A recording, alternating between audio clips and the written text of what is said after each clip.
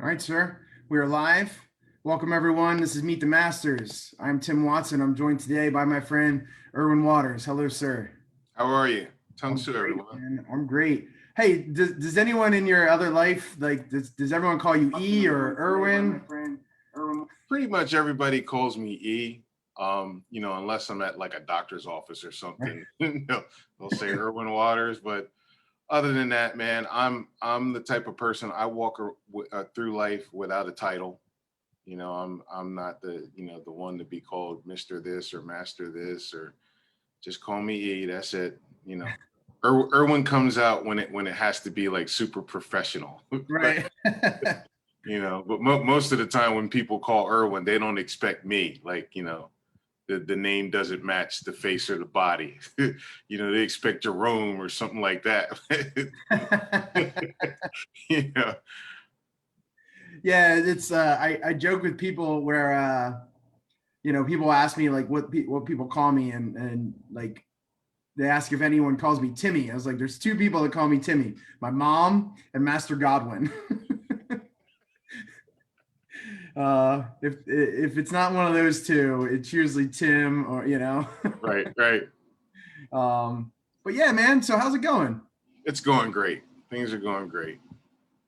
You were Things are telling going me that you're finishing school soon. So maybe talk to us. What are you going to school for? well. I'm getting certified as a school counselor, specializing in social and emotional needs for young kids. So that's been a chore the past year and a half, but very rewarding just to kind of see the ins and the outs, the behind the scenes of really what goes on with young kids on the elementary level, middle school level, and the uphill battle that they're in as far as, the stress load that kids are under, the education system still at a point where it's hard to kind of service all the children's needs, especially the ones that are having difficulties academically, behaviorally, even attendance wise. This certain last circumstances that we had with the whole COVID issue was really telling on the level of equity that students do not have.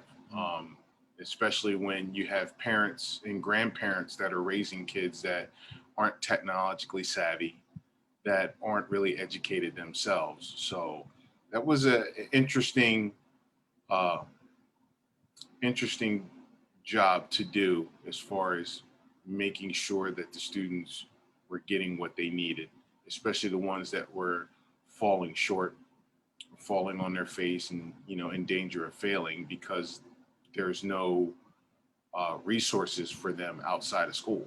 Like some kids have to be in school because they're the school's the only resource that they have, you know. Did you have any resources to be able to help some of those kids? Yeah, absolutely. Between the team in the school that I was at uh, was excellent because we had a team for each grade level, sixth, seventh, and eighth grade. And the team consists of a school counselor, diagnostician, school psychologist, the assistant principal, and the interventionist are all involved. For me, this internship was cool because I was an interventionist for 4 years. So it was like they had like a double dip Okay. at that position. Um, but the teams work well inside and outside of the school, home visits, checking out grades, who needs the additional help, who needs additional services. And sometimes if the school can not only do so much, we do, outside referrals to other organizations that give assistance to kids that need it. But the main resource is myself and knowing how to communicate with children, know how to get the best out of them.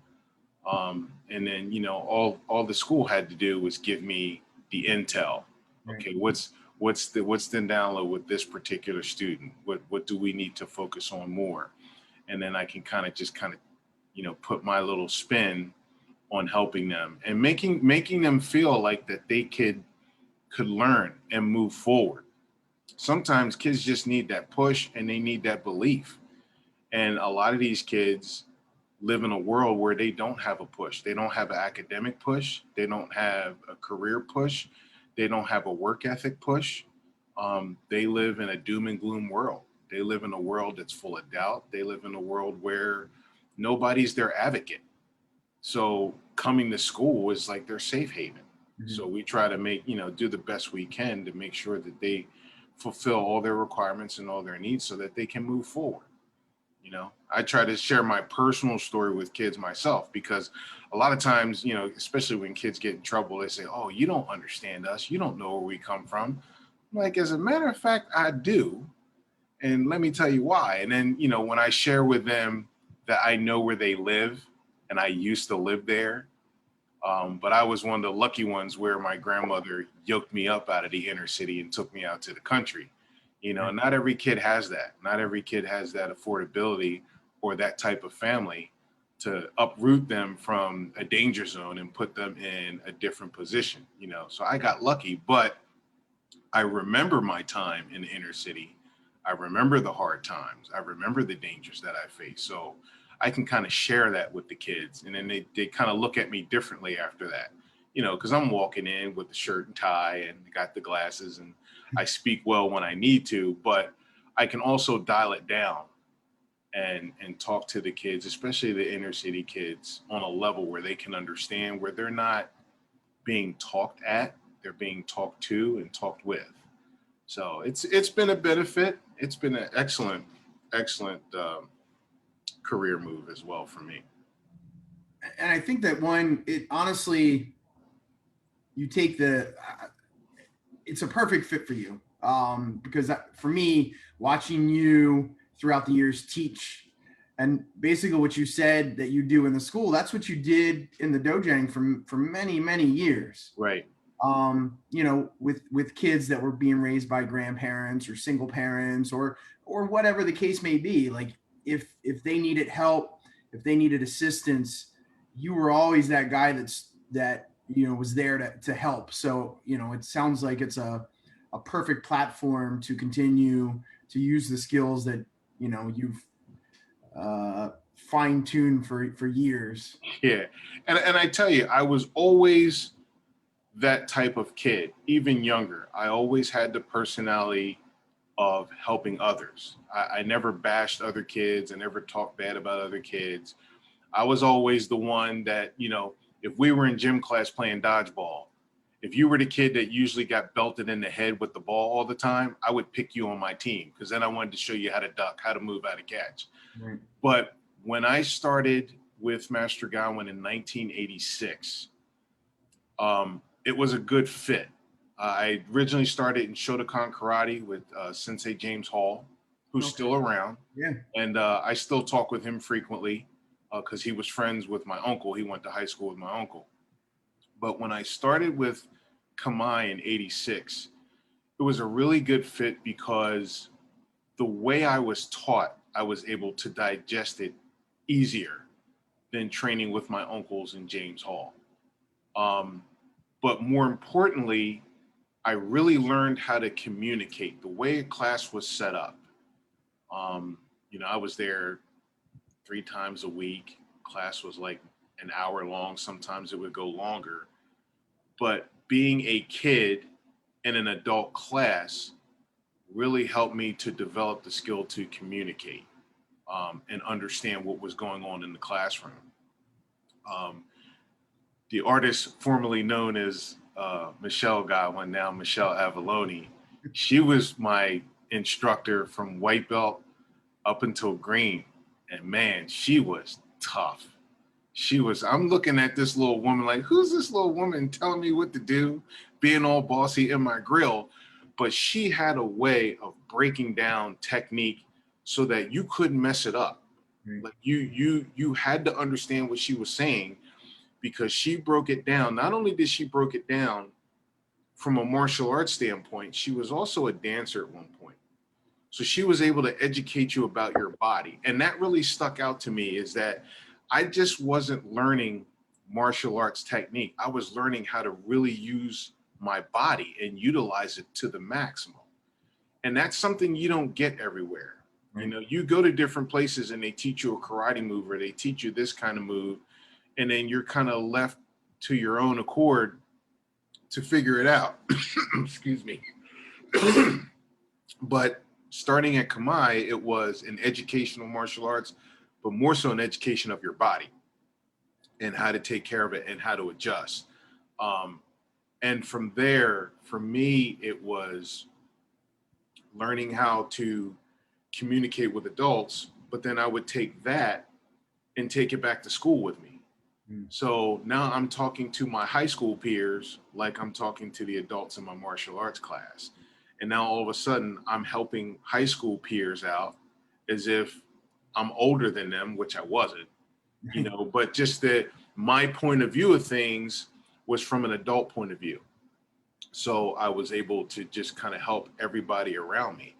And that's something that really kind of propelled me into who I've become, was just the in the nature of how I was groomed in the martial arts class. And I was surrounded by some great people, man. I was Frank McLaughlin was one of my instructors at the time as well, and one of my mentors, T. Van Nguyen, who's still around, Man. to come down from Philly, and you know, just a host of other people that just kind of helped build me up, you know. And then Master Godwin, of course, was at the top of that, but he had so many ringers and so many people helping to build that organization that it got crazy with what I could do and how I could, you know, convey a message to people at a young age. I believe I was a green belt when I started being an assistant, unofficial SWAT member and assistant instructor at Green. Because if it wasn't football season or wrestling season, I went right to the dojo. I would figure out what bus went through Newport, and I would take that bus and then, you know, stay there all day, man. I was a gym rat. I'd be there like 4 o'clock, sometimes 3 o'clock till like 9 o'clock at night. My grandmother would pick me up at the end of the night and then take me home. And I did that for years. You know? There's that one picture that I've seen of, I think it was you were a brown belt, and it was the class picture. Standing out front, yeah. Yeah, you're just kind of standing there. You know, you were how old were you? But you were man size. You were more than man size. Let's see, brown belt. I think I was 16. Okay. Yeah, because when I started, I had turned 15. So yeah, I was about 16, going on 17 as a brown belt, just a big kid. Yeah. Everybody thought I was an adult. Yeah. In sparring class, they hit me like I was an adult, but you know, just a big kid. Yeah. Hey, real quick, we've had some people saying hi. I just wanted to shout them out. We got Natalie and Lindsay from the UK. We got Boboli from Mauritania, is the latest country associated with the World Tong Sudo. Master Marco from Sweden, and we got Michael Lee from Mozambique checking in and saying hi. Oh, cool. Hi. Yeah. So see that. everyone's watching. You mentioned your grandmother and living out in the country. So you were in Hockessin, right? Or yeah. Yep. So it's very different. It's very close to Wilmington, which, like you said, is a city. And you go out to Hockessin and it's nothing but mushroom houses. Mushrooms and trees and farms. Just kind of, you know, my family is originally from that area, from Hockessin and Kennett and Avondale. And I've been recently traced my family back 6 generations. Oh. Found out a lot of interesting information. You know, my family's owned land for decades, which is pretty cool to learn, pretty cool history. But yeah, you know, as a kid being taken out to the country where there's nothing, you know, at first I was upset, you know, like, well, what am I doing out here? You know, it's the middle of nowhere. But it instilled in me a good work ethic, because there's nothing to do but chores and your homework, you know. But as I got older, I started to appreciate the move, because I would run into guys that I ran with in the city and that I went to school with, and, oh yeah, did you hear about so-and-so? He's down in Smyrna, in prison. oh, so-and-so's dead, or so-and-so got caught up. And I'd be like, man, just shaking my head like, okay, cool. Hey, thanks, Grandma. I appreciate it. Yeah, right. You know, and she would try to find things outside of work and chores. She would try to find things for me to do.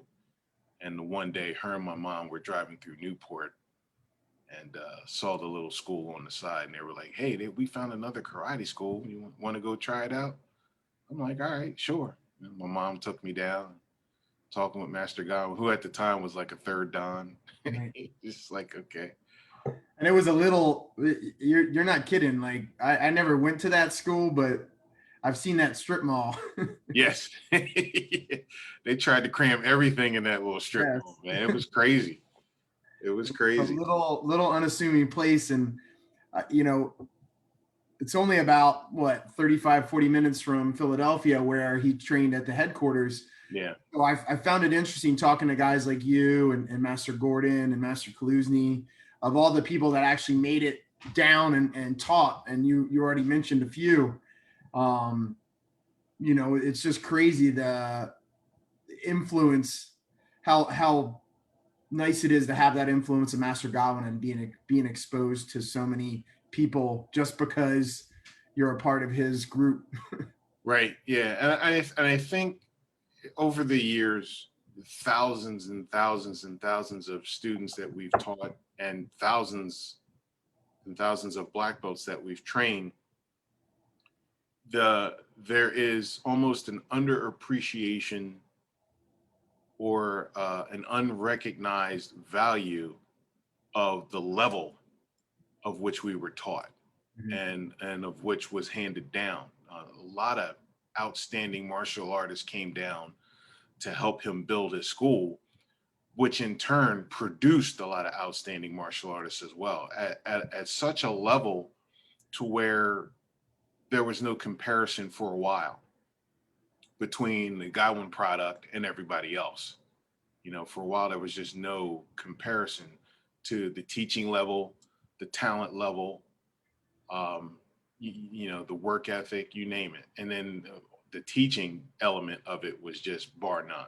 You know, just being groomed to teach on such a high level and at such a young age, and then also teaching others to teach at a young age. Like, where else could you go where you got a 12-year-old that's running a class, that can run a class? You know, where else could you go where you have young kids that are like, you know, champions, consistent champions on a regular basis? Like, it was just crazy, just watching that grow, especially from that little school. Right. I love that little school, man. The hardwood floor, just the intimacy of just being right there in that hot box with all your classmates, everybody sweating and training hard and, you know, taking their lumps or whatever. But there was nothing better. There was nothing better. And sometimes when you mentally kind of start to get a little bit complacent, I think every great martial artist goes back to their beginning just to kind of to revisualize who they were and where they came from, to kind of regroup, because sometimes things could get so open in your mind and things can get so big around you that you have to go back to that small bubble again and start all over and just remember who you were and how you got started, to kind of just draw you in. And for me, anytime I visualize that old Newport school, it does the trick. It's like that's where I was built. That's where I came from. You know, I don't think about the modern schools with the mats and all the bells and whistles. I think about that little hot box with the wood floor in that little town of Newport, and that seems to do the trick as far as keeping me centered with, you know, a positive mindset, but also the toughness too. You know, and that's something that we have to look at, to me, in today's society, is get our young people back to this toughness, because there's a lot of things going on in society that just it's very easy for people to be weak and surrender. And I think we need to really focus on just rebuilding that inner toughness with folks And it's particularly using martial arts as a vehicle to do that, which helped me out tremendously. Yeah, me as well. Even as I was an adult, I was 21 when I started, and I was telling someone this the other day. I was a shy person, introverted. I had a stutter, and if you'd asked me when I started the martial arts if I'd one be a martial arts instructor and two do something like this, where I'm talking to people all over the world, it's crazy. But it was because of the martial arts, and you talk about going back to the beginning, and there's I had Master Broda as my original instructor, and then I had the opportunity to be an instructor in Hokkessin with you and Master Claus. And I just remember I was almost a black belt, and I just remember walking in and seeing you and just how you held yourself and conducted yourself and how you were able to connect with kids. It just drew me in, and it was one of those where, kind of like you said with that little place, it was like, I'm in the right place. I know I'm in the right place to whatever it is I'm going to do. This is where I'm meant to start doing it. Right. And, what was it about being able to connect with kids? Like being able to control a room, like for me, I don't think there's anyone that I know, martial arts or otherwise, that can control a room like you can. Meaning like getting someone's attention and keeping it for as long as you want. You know what? To be honest with you, I don't know where it comes from. I've been told by various people in the religious world that it was a gift, and as a young man, you kind of, when older people tell you something, you kind of run with it. You're like, oh, it's a gift, God bless you. And this, I'm like, okay, yes, ma'am. Yes, sir. Whatever. But for me, I didn't want anybody to ever be lost in a group. When I was a younger kid, I was shy and an introvert, extreme introvert, to the point where sometimes I'd be in a corner by myself, wouldn't talk to anyone, would be very afraid to do things and put myself forward and try. So I didn't want anyone to feel like that. So my focus was to just I need to hype everybody up as much as I can first. Let me get the energy up. And then if I get the energy up and make sure that everybody is on the same level, then I can start talking. Then I can start explaining what I want them to do. But first, let me get them to a point where, all right, we're all moving forward. Okay. All right, now I got their attention. Now let me explain how to do the technique. Right. Now let me get control of the group. And that's something that I've always done unofficially. But when I started training, it allowed me to kind of, I guess, harness that skill of communication and like getting my point across. And it got better with time. It would, be a class of 20, then a class of 30. And then, Master Godwin started his SWAT program to where he was, grooming assistant instructors. So then when we would have clinics, I would then teach a group of 50, and then it just kept getting bigger and bigger. And then our camps went from being at the dojang to being at campgrounds. So then it went from, being 50 students at a time. Now I'm teaching a group of 100. And now I have to like really emote my voice and project my personality into it. And for me, I always wanted I want class to be fun, but I want you to work hard. So it was, okay, how can I be entertaining, but stern at the same time? Like, I need to get my point across, but I don't want anybody to be bored. I don't want anybody to be lost. And I want everybody to feel like they get it. So it was like, just starting to kind of bring that personality out. And it just became a way for me to teach. Like, let me just, all right, the floor is mine. Let me go. Here I go. I'm going to talk loud. I'm going to be loud. And you're either going to get on board or you're just kind of going to be lost a little bit. I've even had people in the past, especially even some parents, they thought I was like a little too much. Like, this dude is loud. Like, why is he loud? Like, he seems like he's in their face all the time. And they didn't really understand, like, no, that's his personality, and he's just trying to get the energy up, you know. I would have one kid, he never really made it past Orange Belt. And he was actually a good kid, but I remember his mother to this day because she pulled him out.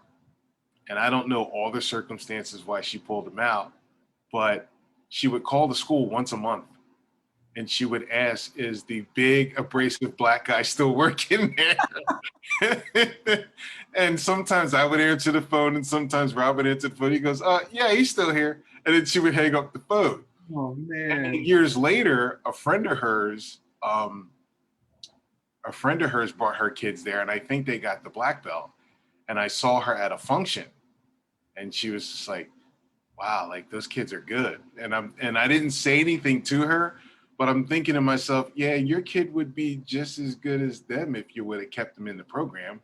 But because you didn't like how loud I was, you know, she just thought I was like just this big intimidating person without really sticking around long enough to get to know me. Right. So it's crazy. But yeah, just trying to, if you're going to get ask energy of the students, if you're going to ask focus of the students, you have to project that as well. Like, you got to put that out there. You can't demand anything of anyone if you're not willing to put it out there yourself. Even if you're sick or you have injuries, and I've had tons of them over the years, but you gotta go. And if you do that, students don't have a problem following you. You know, and they don't have a problem listening. You know, it's funny you say that.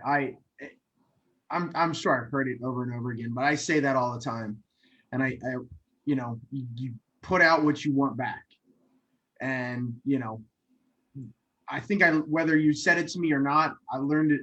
I'm sure I learned it, or, you know, you helped me learn that. And I live that, right? Like 4, 5, and 6-year-olds aren't just gonna be excited and energized because no, you're standing in front of them. right? You know, and that's one of the tough ones. And I tell that to instructors all the time. It's like, look, you have a bad day, but when you put your uniform on, you got to take those 3 hours and you know, you got to pretend that you are having the best day in the world. Yes. And you want to make them happy and make them, you know, be happy, be thankful that they came into class. Yes. And see, here's the thing about kids, and this is what I love about kids and young people. You can't pull one over on them. Nope. They have this inner sensory that they sense the environment that is hostile. They sense an environment that is happy. They sense an environment that is love. Like, you can't pull one over on them. So you have to keep it real. And sometimes, especially dealing with the little ones, sometimes you might have to be that 4 and 5-year-old. Like, you have to be on their level. Because here I am, 6'1.5", 300 pounds, with a big voice. And when I get in front of the little ones, sometimes I have to like morph into a 4 or 5-year-old just so they can be like, oh, okay. Oh yeah, this is cool. This is fun. Because the one thing that I've learned over the decades was that I had to be, even though my personality was the same, I had to be a different instructor for different groups. For the kids that are 4 to 6 years old, I had to almost be kindergarten cop kind of deal, like big, playful, and then kind of trick them into doing what I want them to do, and then getting them to realize that, oh, they can really do it and they can do it well. And then for that middle-aged student, I had to be fun, but stern at the same time. And then for the older youth and the teenagers, it's like, look, we're getting ready for the next phase of life. Let's go. No playing around. Let's get into it. And then on top of that, being able to demonstrate what you want students to do was kind of one of the biggest things, one of the biggest thrills for me, because Tung Soo Do was not a style built for me. big dudes like me weren't supposed to be jumping in the air, flying in the air, spinning around, connecting, landing on your feet, not your face. Like I was supposed to be, down the street doing judo or something like that.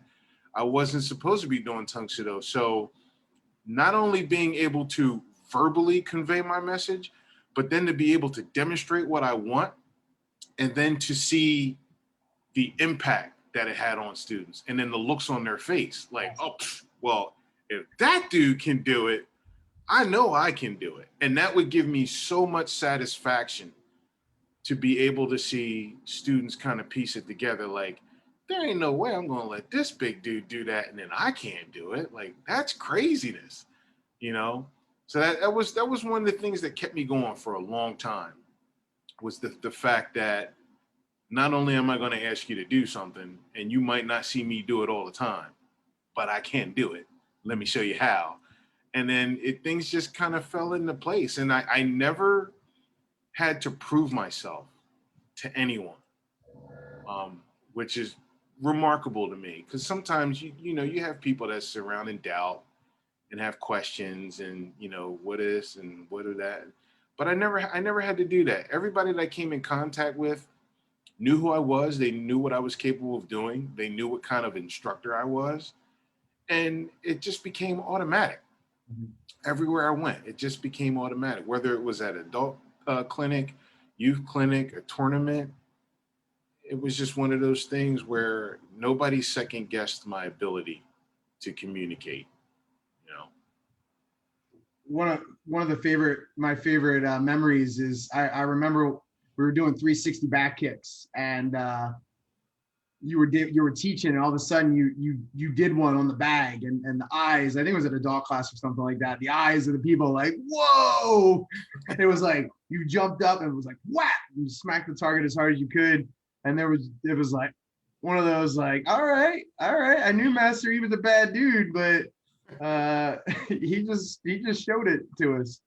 On top of that, watching you perform, doing whether it's forms or breaking, you seem to like be able to bump yourself to another level, like doing black belt spectaculars and things like that. Were you natural? I know you competed a little bit, but what gave you that kind of extra level to perform the way that you do? You know what? It's actually, maybe cliche as saying this, but it really is a state of mind. It really is a state of mind to put yourself at a different position. You have a pinch of fear and anxiety that you don't want to mess up, Yeah. especially in front of people, just a pinch. But you also want to kind of show and demonstrate how well you've accomplished certain feats and your abilities, not just your physical ability, but also your mental ability to be able to stay focused in any kind of excitement or chaos. And again, too, in the back of your mind, even though you don't have anything to prove to anyone, you kind of want to prove to yourself, Sure. like, that you can get to the next level. And anytime that I competed in a tournament or I did something in a demonstration, I always wanted to do it better. Like, how good can I really, really be? And how well can I do this? And that was, I guess, one of my motivations, is just to have a higher state of mind when it came to doing the physical part of martial arts. Even as I got older, your physical limitations start to creep up a little bit. I still wanted my mind to be able to control everything I did. So it was, how precise can I make my technique? And that's a testament to my instructor, because back in the day, it was, you had white belt all the way to black belt in the same class.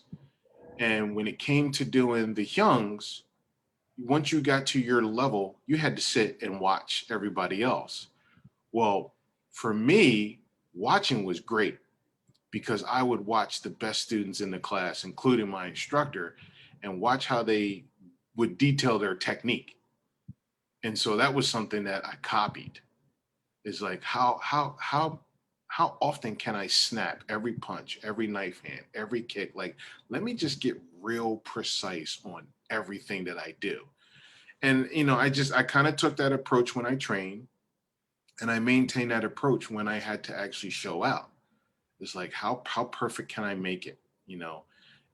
Interject it with my personality, but I wanted to make sure that my physical body matched the personality and the energy, and then pour a little bit of crazy in there too, and it just lets everything blow up a little bit. But I had a seventh grade teacher that also helped me with that, because as I said, when I was younger, I was a little bit of an introvert, and when it came to doing like book reports and projects in class, like I would just bawl, get up in front of a group, I would just start bawling, because to me I was scared, and also I didn't want to be embarrassed. So she found out that I played football. She's like, well, you play football. Do you get embarrassed when you're playing football? And I was like, no, ma'am. She's like, well, why do you get embarrassed and cry in front of your classmates, but not on the football field? And I was like, well, I got a helmet on and I wear a visor so you can't see my face. So she says, well, do me a favor. Next time you get up here and do a book report, pretend you got your helmet on with the visor and nobody can see your face. And it clicked in my head. So anytime I would do a report, I just pretended I had my helmet on and the visor, and nobody could see me. And it kind of changed my approach to dealing with people in general. So I would almost, when it came to dealing with a lot of people, I would become somebody else. I wasn't Erwin. I was like, number 91. It get kind of crazy. And that kind of carried over as I got older. And even when I was teaching martial arts, to me, it was a different person. Because when I'm home, and you know this as well, I'm pretty chill.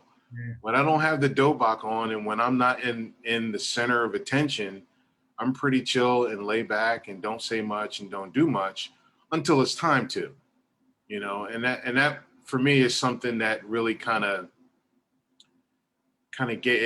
took on a life of its own, especially when it came to like the breaking and stuff like that. Like I looked forward to showing my skill just because I didn't on a regular basis. My uncle taught me a long time ago, is like, if you're going to do martial arts, don't walk around bragging about it. Don't walk around telling anybody what you can do, what you can't do. You do this and that, you keep it on the hush hush.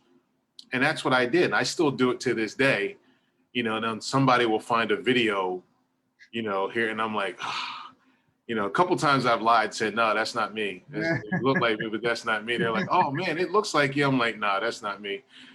But when it came time to like actually showing my ability and stuff, like I looked forward to it because I knew I could like be that other person and just take it to another level.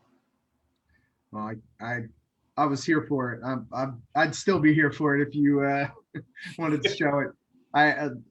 We were talking about it earlier. I saw that video of you breaking, lots of bricks, probably like 10 bricks. And, afterwards you're like jumping up, like, that's what I'm talking about, like banging your chest. And I'm like, I got goosebumps just watching it from, it's 16, 17 years ago, but it's Right. like, yes, that's that energy, man. I love it. We've got a couple more people saying hi. Master Olds from California. She says, 100% you get what you give. Love the energy and message, sir.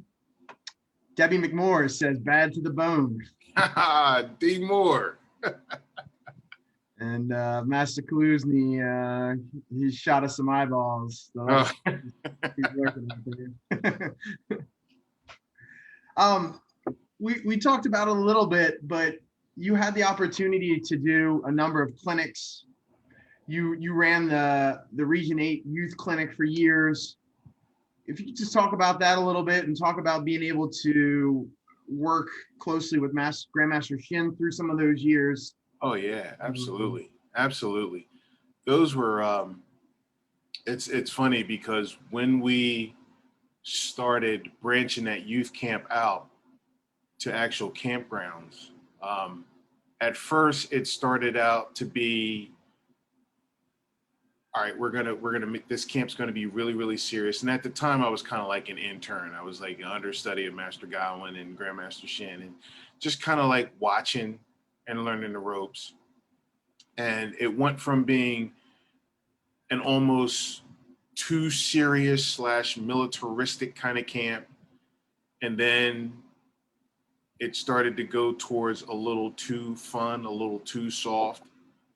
And then as I sat back and watched more, and as I started to participate more, Master Godwin would give me more and more responsibility. I started to take a different look at it. Like, how can we maximize this camp? And it's a weekend camp. We want these kids to have fun, but at the same time, we want them to have some serious training as well, without them wanting to feel like it's too hard or they wanted to quit or never come back. So for me, it was like, let's get as many students as we can to want to come back to this thing. Let's make it extremely hard, but then let's make it fun at the same time. And to me, the fun wasn't about games. It was about, my goal was to get some of the best instructors in Region 8 to lead these groups, because my vision was, if we could have the best instructors lead these groups that had that energy, that had that passion, that had that fire, the kids are going to work extremely hard, but they're going to be having fun doing it.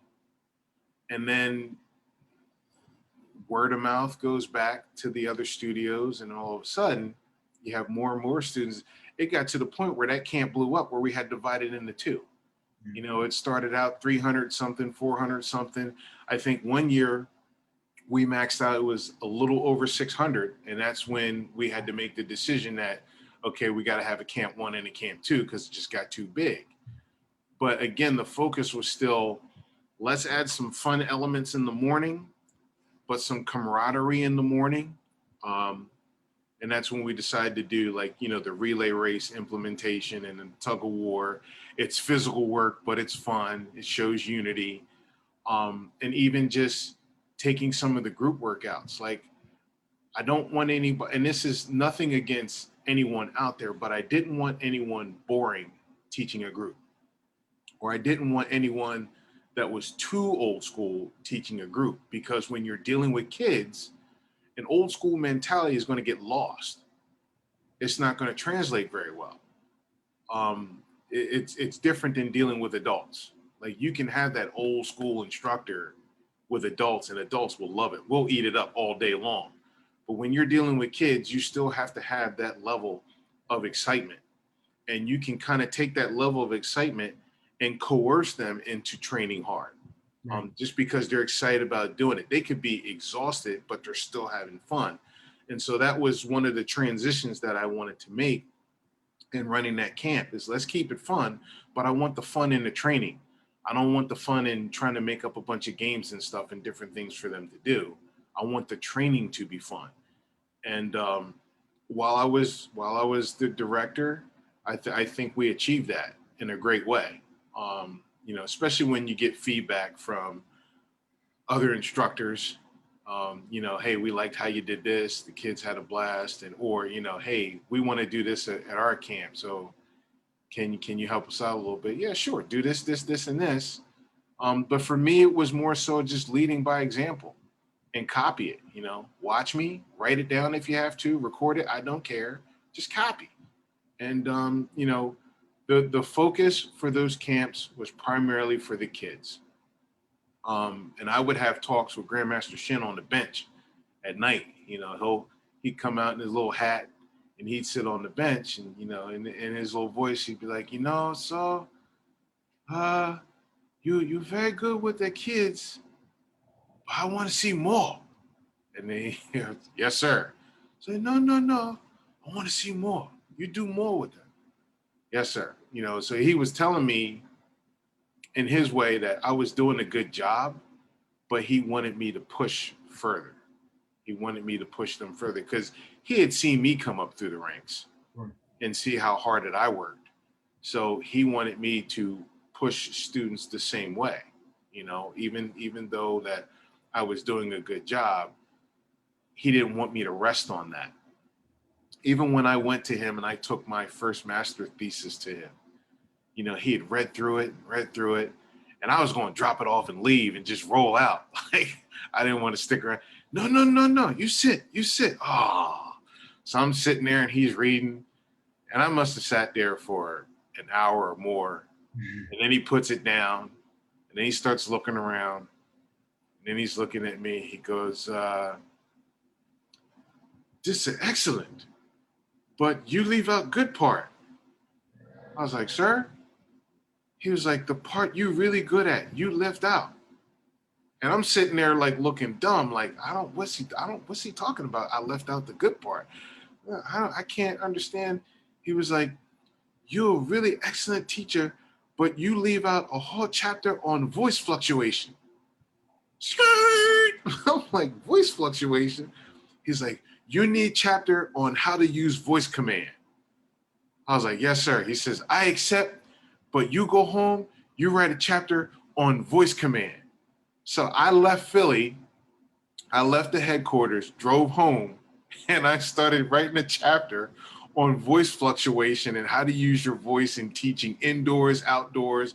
And it ended up being like 10 more pages for my master thesis on voice fluctuation. I'm like, oh man. So it was just another example of keeping me humble. Like, you good, but guess what? You left this out, and this is what you're really, really great at, and you left that out of your thesis. And that kind of hit home to me, because that showed me he really did pay attention to his instructors. No matter what school you were from, if you caught his eye, he was paying attention to you, and he was paying attention to the things that you did and the things that you didn't do that he wanted you to do. And he would just have his subtle way of reminding you, like, yeah, this is what you need to do. You need to add this. Don't leave this out. And those were some great moments in my life. To be able to be connected with someone like that is like, I can't even explain, you know. And if I meet somebody in Crossing and they say, well, who was your organizational, Grandmaster? And I say JC Shin. They're like, "You from Shin?" "Yes, sir, I'm from Shin." Oh wow. And their eyes get real big because he's, well known. And it's just one of those things that you just, I'll hold on to for the rest of my life. It's just a connection that everybody just doesn't have. And I think for all of us in Region 8, we're very fortunate to have him specifically so close to us for so many years. People around the world in the organization got to see him intermittently, but we had him all the time. Right. And it doesn't get any better than that. I think that's a testament to who we are. All the instructors in Region 8, like, just kind of look at who we are and what we do and how we teach. We're all pretty much cut from the same cloth, like that, just that Region 8 attitude. It's just, we're all the same. We can all get together and do the same thing alike. You can't say that about other organizations. You can't even say that about other regions. But we were fortunate. Got a couple more people saying hello. Speaking of Region 8 instructors, Zuberi says hello. Oh, Zuberi cool. Richardson. Darius White, Master White says hi. All right. We got Jose Rivera from Puerto Rico says hello, and Jose from Mozambique. So Excellent. Tung Su. Got some of our Tongsudo brothers and sisters checking in. You talk about the voice fluctuation, and I always love that, especially when you're working with the kids. You'd be working with kids, and they would start to get kind of out of line, and you say something and be like, "Y'all better knock it off," and then they all look, and then you're standing all tough, and then you just give them a big smile, like, "All right, let's go, let's keep working." Right. Yeah, it's important that you have a blend. When you're working with kids, you have to gain their trust. And if you gain their trust, no matter what you say or how you say it, they'll fall in. But if you walk in kicking the door down, just yelling and being abrasive, and you haven't gotten to know them, it's going to be hard to have them follow you. It's going to be hard to lead them. So the first thing you do is you gain their trust and make sure that they understand what your expectations are. Right. And if you have their trust and they understand what the expectations are, they will accept correction and discipline, and they'll accept it very well. One thing a lot of my students understood, if you got me to the point where I yelled from a discipline point of view, you understood while I was yelling. It wasn't like a personal thing against that student. It was, I asked you to do something and you haven't done it. And oh, by the way, you're joking around, and you know we don't joke around in this class.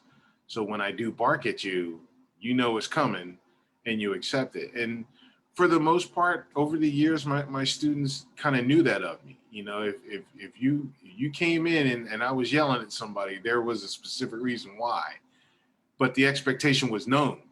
So there was no, you know, discord or anything like that. Like, oh no, why is he going off? Has he lost his mind? Is he crazy?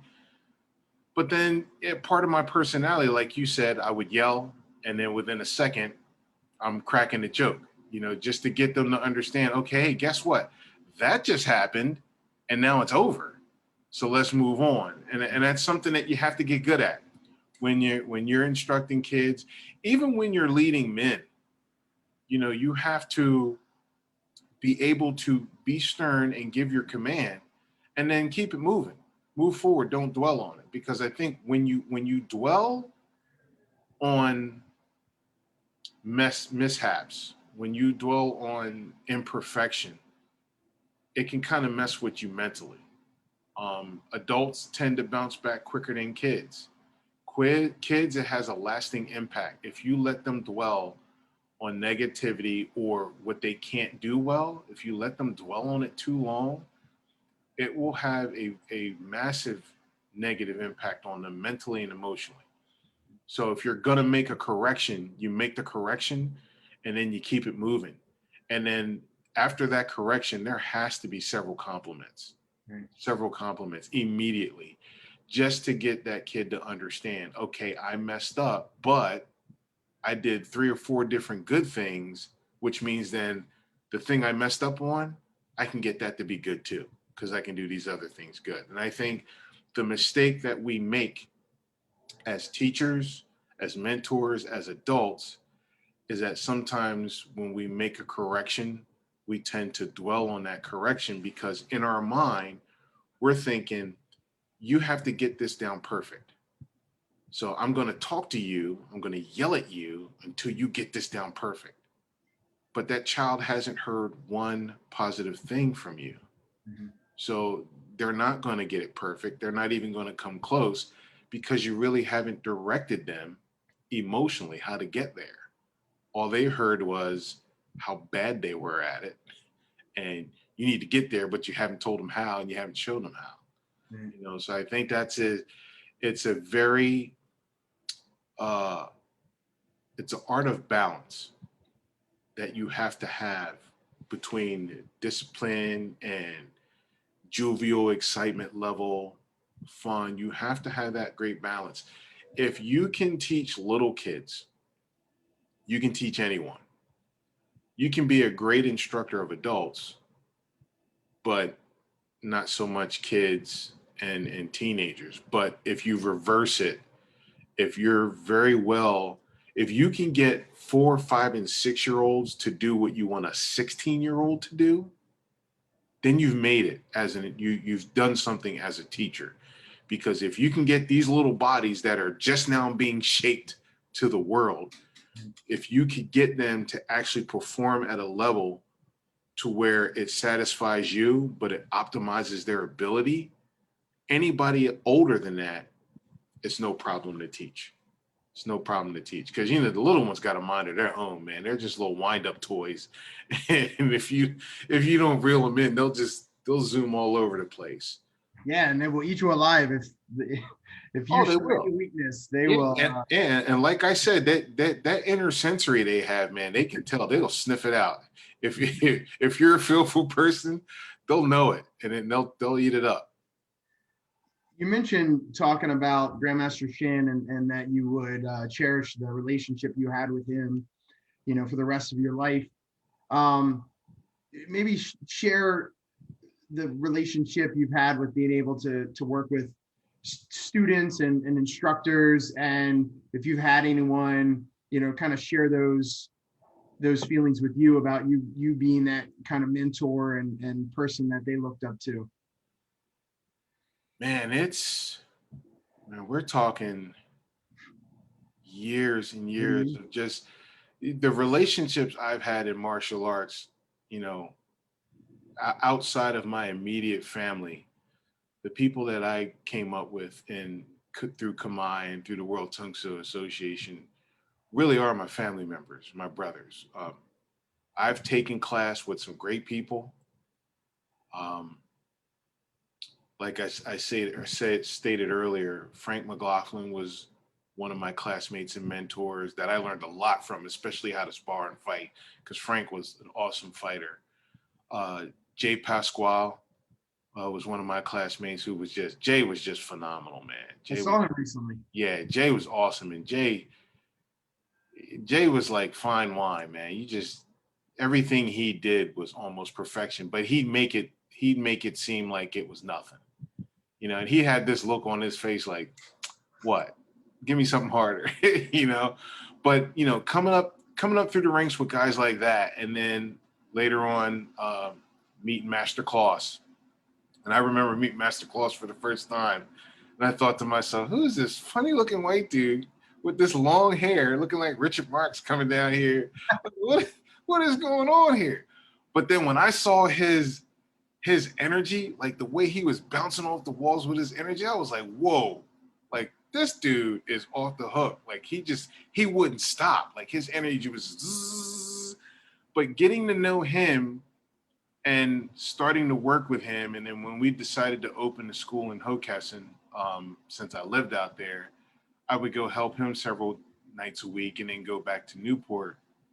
But having a fresh set of eyes and fresh ideas also kind of helped take me to another level, especially when it came to mixing up how you teach techniques. So it was like I learned very early on how to teach, but then when Master Claus came along, it was like he gave me a different type of encyclopedia to teach from. Like, dude, there's 20 more different ways that you can teach that one technique. Like, oh, I didn't know that. I only had these 5. He gave me 20 more. So that was something that was impactful for my martial arts training and my martial arts career, but also in life too. When you meet different people and you kind of click, but they have a different way of doing things, like you learn so much. And I learned a lot from Rob. I was a young adult, my grandmother's oldest grandchild, but all my other relatives and stuff were distant. So from a personal standpoint, I learned a lot from Master Claus as well, just about growing up in general, and learning different aspects of life. And then meeting Master May Broda for the first time back in the day was a trip and a half too. This big crazy dude with all this long curly hair and rock and roller. But I saw how hard George worked. And when I first met him, George was huge. It was huge. Then I didn't see him for a while, and then he came back. And then he was just like on this relentless mission to be the absolute best. Like he was trimming down, he was getting in shape, but he was a perfectionist at his technique. And he would get upset. If his kick wasn't right, he'd be mad. And then next thing you know, he's staying after class doing 100 more kicks because he didn't like the way that one kick looked. And even though I was his instructor, that's something that stuck out to me as well. It's like, man, I got students that are fanatics like this. Like that's impactful to a person. And I will say that every instructor out there, don't ever get to the point where you think you can't learn from even the people that you're teaching, because you can. And George was one of those dudes that I learned a lot from. And then coincidentally, through the years being his instructor outside the dojo, we became close. You know, he would share stuff with me. I would share stuff with him on a personal level. And he's one of those dudes that I can honestly call my brother. And then coming up through the ranks with Jeff, Master Setianto, Master Davis, Master Myers, we were all kids together. And, you know, it's when you look back and you see how much time you spend with people and you don't realize that you spend a lifetime with this person, you know, and you legitimately can call them brother or sister because of the time you spent with them. And that will, for me, that will never change. And I learned from everyone. I've learned from Jeff, especially just to get his take on weaponry and how Jeff wields weapons. Like you kind of fall in love with how the dude moves. It's like, all right, I need to move like that. Yeah. I've been given this package, but I need to move like I got that package. And, you know, so I would kind of use that to just kind of boost my skill. And then, of course, you know, Master Davis would just, you know, he was a lot like Jay Pasquale. He would just move flawlessly. And you're like, man, I got to get to that point, you know. And then, you know, there's you and Pat, and you guys have Pat to me, like you look at Pat and he's just got this level of, I don't even know how to put it. Pat would look at things differently and in a way that you just wouldn't normally see it. And he would have just this little crazy twist to it. It's like, man, I would never think of doing anything like that. Pat, to me, would always think outside the box. And anytime I was looking for a fresh idea or just to put a little twist on something, I'd call Pat up and he'd have an answer like, oh, you might want to try this. You might want to do this. Pat was one of the first people that I saw would use technology in a way more so than anybody else. You know, and there was a time where I was looking to start to kind of make improvements to the schools, but in Stanton, and I would just call Pat for different ideas. Like, you got a different way of looking at stuff, man. How can I do this differently? And I hold him in high regard for his ideas from that respect as well. And, you know, just a hard worker. And then for you being, you know, I first met you when you were in Newark under Master Broda. Mm-hmm. And then when you came out to Hokeston to help Master Kloss and I liked your approach because you kind of taught with no fear. You just kind of put it out there. And if you messed up, you would ask questions and then you would kind of quickly correct whatever you did, whether it was if you didn't like the way you taught something or if you needed a better idea of how to teach something, like you would almost ask like immediately, and then you would make that correction. And as an instructor, you learn from that as well. You know, it's just kind of like what you put out there, you want to get back, but then you also want to receive in a way too that you're a student. You're always a student. The red line through my belt is a testament to what other people think of me. But to me, the red line through my belt, it's not red, it's still black. My whole belt is still black. And there are times where my belt is white. It's just the way I want it. It's the way I want to think. It's the way I want to look at things. But I learned from everyone, and the people that I have been blessed to train with, to teach, to be around, like it just doesn't, for me, it just doesn't get any better. Even some of the instructors that I learned from as I was young, you know, people like Master Mamitis and Master Chambliss and Master Dunn and Master Vaughn, like Master Robinson, even those dudes, even though I only saw them like once a year or so, they had an impact as well. Because again, you're getting a different perspective on something normal from your own instructor. But it enhances your ability when you can get a different take on something. I got such a lift on self-defense and the approach to self-defense from Master Robinson. It was crazy because here I am under Master Godwin and I'm learning all this stuff and I'm learning it very, very well.